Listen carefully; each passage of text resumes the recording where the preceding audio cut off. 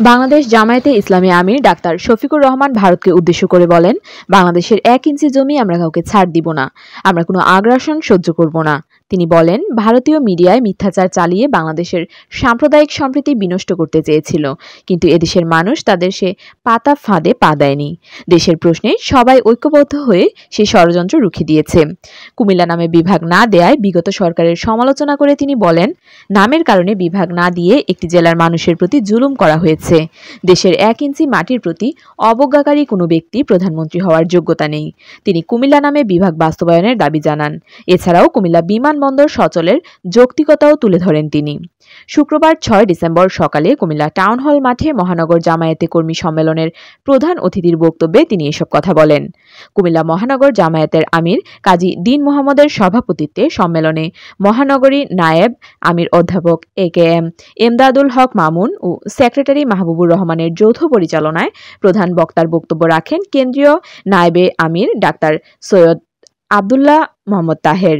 বিশেষ অতিথির বক্তব্য রাখেন সহকারী সেক্রেটারি জেনারেল ATM মাসুম, মাওলানা আব্দুল হাকিম, চাকসুর সাবেক ভিপি অ্যাডভোকেট জসিমউদ্দিন সরকার, কেন্দ্রীয় কর্মপরিষদ সদস্য মোহাম্মদ আব্দুর রব, মোবারক হোসেন প্রমুখ। শুরুতে কোরআন তেলাওয়াত করেন মহানগরী মজলিসের শুরা সদস্য ডক্টর আবরার আহমদ। সমাবেশের উদ্বোধন করেন ছাত্র জনতার আন্দোলনে শহীদ মাসুম মিয়ার পিতা শাহির মিয়া। শুক্রবার সকাল 8:30টায় সম্মেলন শুরুর কথা থাকলেও ভোর 6:30টা থেকেই নগরীর 27টি ওয়ার্ড ও 6টি ইউনিয়ন থেকে খণ্ড খণ্ড মিছিল নিয়ে সম্মেলনে যোগ দেন নেতাকর্মীরা। নেতাকর্মী ও সাধারণ মানুষের অংশগ্রহণে পুরুষদের জন্য টাউন হল মাঠ ও নারীদের জন্য নির্ধারিত কুমিল্লা কেন্দ্রীয় ঈদগাহ মাঠে তিল ধারণের ঠাঁই ছিল না। এক পর্যায়ে কর্মী সমাবেশ জনসমাবেশে রূপ নেয়। পুরুষদের প্যান্ডেল টাউন হল মাঠের আশেপাশের এলাকা পূবালী চত্বর, লিবার্টি মোড়, জিলা স্কুলের সামনের রাস্তা, মনোহরপুর, বাদুরতলা ও লাকসাম রোডের পুরো রাস্তায় লোকারণ্য হয়ে যায়। অপরদিকে নারীদের জন্য নির্ধারিত ঈদগাহ মাঠেও স্থান সংকুলান না হওয়ায় সিটি পার্ক মোড় ও প্রেস ক্লাব সহ আশেপাশের এলাকাও নারীদের কর্মীদের ব্যাপক উপস্থিতি লক্ষ্য করা গেছে। এবং তিনি উলঙ্গ করে দিচ্ছেন আসলে কারা সাম্প্রদায়িক।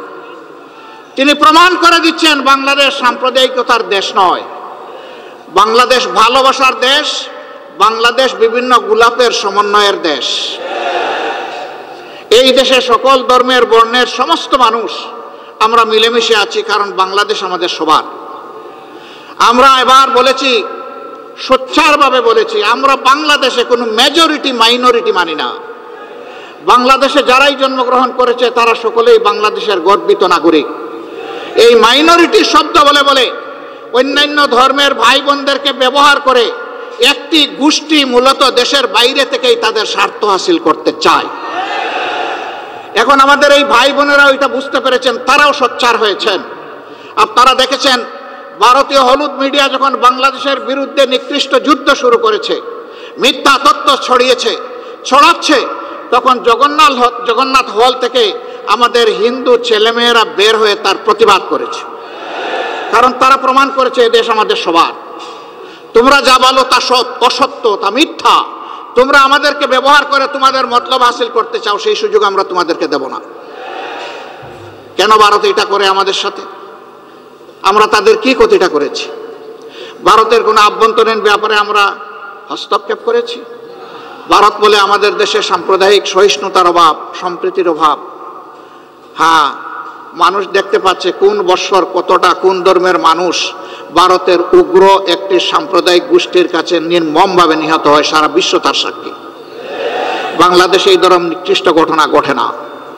সর্বশেষ একটা চরমপন্থী সংগঠনের হাতে নির্মমভাবে চট্টগ্রামের আদালতে একজন আইনজীবীকে খুন করা হয়েছে।